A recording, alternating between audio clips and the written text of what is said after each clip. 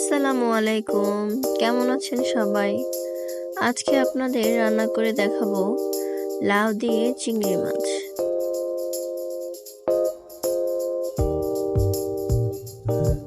চুলায় একটা প্যান বসিয়ে তার মধ্যে তেল দিয়ে দেব। এরপর 1 কাপ পরিমাণ পেঁয়াজ দেব। পেঁয়াজটা ভাজতে থাকবো।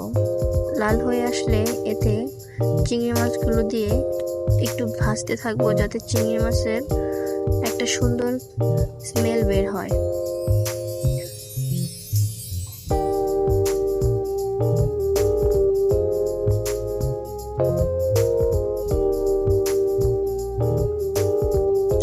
এই তো অনেক সুন্দর একটা গন্ধ বের হয়েছে। এরপরে এখন একটু আদা বাটা আর রসুন বাটা দিয়ে দেব। চিংড়ি মাছ তো তাই অতটা দেওয়া লাগবে না। হালকা লবণ দিয়ে দেব। এরপরে কষানোর জন্য একটু পানি দেব। এরপরে 1 চা চামচ হলুদ গুঁড়ো,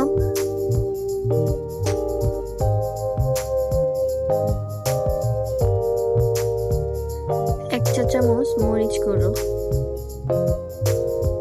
1 চা চামচ থেকে একটু কম জিরার গুঁড়ো।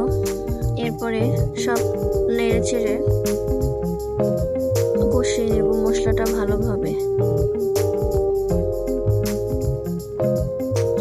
একটু পানি দিয়ে দেব সামান্য, যাতে কষানোটা ভালোভাবে হয়।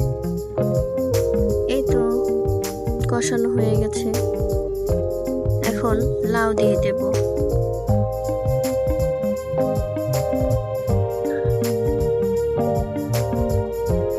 লাউটা দিয়ে সুন্দরভাবে নেড়ে মশলাটা মিশিয়ে নেব।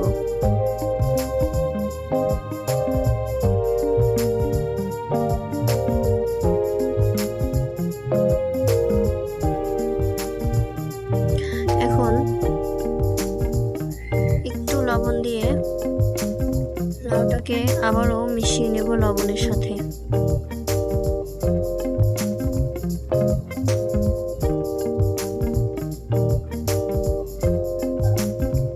এখন ঢেকে দেব কিছুক্ষণ। এই তো মাঝখানে আসলাম আবার একটু লাউটা নেড়ে ছেড়ে দিতে। দেখেন কি সুন্দর পানি উঠে গেছে। লাউ থেকে অনেক পানি ওঠে। এরপর আবার ঢেকে দেব।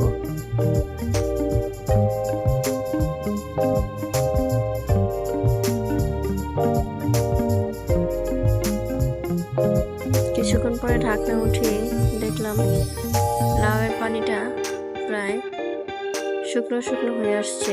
তখন ঝোলের জন্য পানি দিয়ে দেব।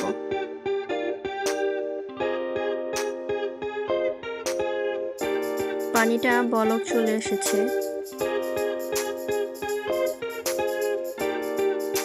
এখন এর মধ্যে দিয়ে দেব চেরা কাঁচামরিচ।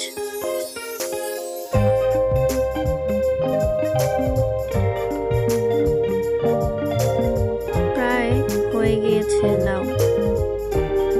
বেশি ঝোলটা শুকাবো না, একটু ঝোল ঝোল ভালো লাগে লাউ। এর মধ্যে ধনেপাতা দিয়ে নামিয়ে পরিবেশন করে নেব।